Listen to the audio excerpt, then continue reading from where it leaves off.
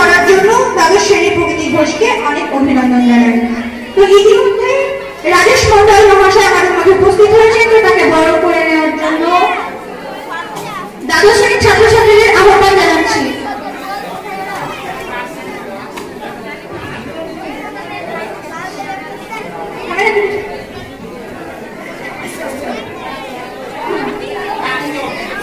শিক্ষকরা আমাদের সমাজের মেরুদণ্ড হয়ে রয়েছে। তারা ছাত্রদের ব্যক্তিত্ব গঠনে যেমন অংশ নেন, তেমনি সঠিক শিক্ষা ও বোধ গঠনে সহায়তা করেন, দিশা দেখিয়ে দেন আগামী পথ চলার।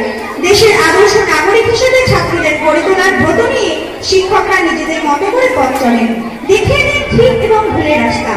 জাতির শক্তি বৃদ্ধি করতে, বিশ্বকে আরো বলিষ্ঠ করতে শিক্ষকদের অবদান অতুলনীয়। এরপর আমরা আবৃত্তি পরিবেশন করার জন্য ঐশী ভট্টাচার্যকে মঞ্চে আহ্বান জানাচ্ছি।